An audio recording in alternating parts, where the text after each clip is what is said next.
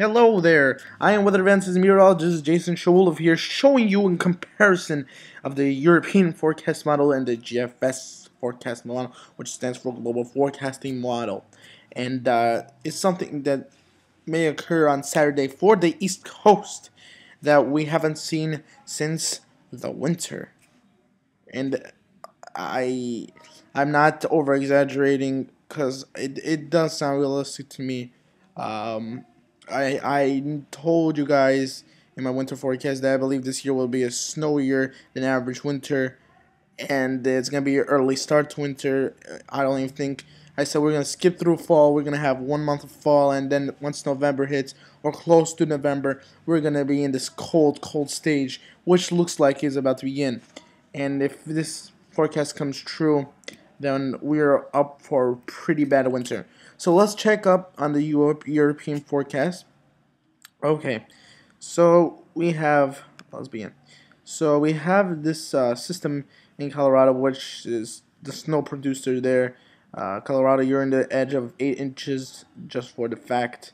And I'm sorry, Denver, you're in for 8 inches.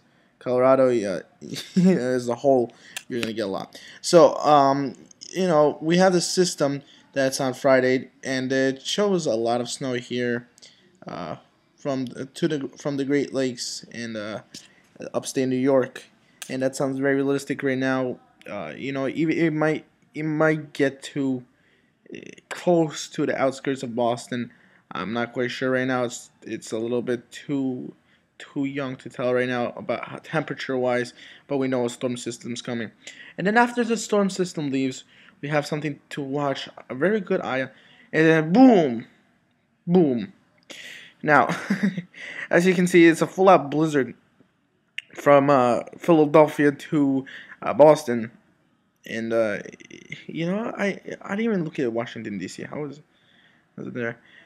Even Washington D.C. gets a good hit at this, and and if this is something we haven't seen in a while, and the European is so consistent on this, and when the European is very consistent on a storm, that means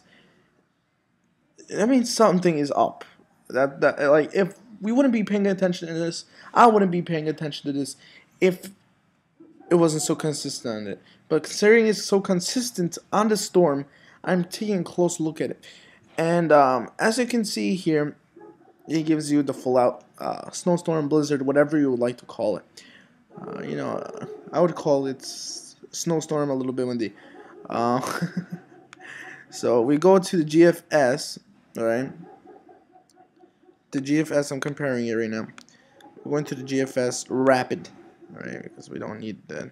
Alright, so we have the 102nd hour model, and this is a perfect example of what happened last year with these storms. The storms are the east of us, and what it tends to do as the days go by and the European is still consistent on the blizzard that is supposed to hit the East Coast, the GFS tends to move westward as time goes by, and that's what I believe will happen. As you remember last year, that's what happened every time we had a snowstorm. Some occasions the GFS was correct. It was one or two storms where GFS showed a full-out blizzard and the European was kind of off track, but then it caught up. But lately, the European is very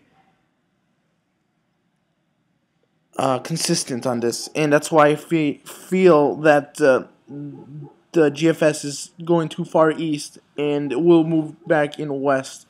I would say by Thursday, after this storm moves in, because we have this storm and it's just bothering the whole place, and that's what I wanted to show you guys today.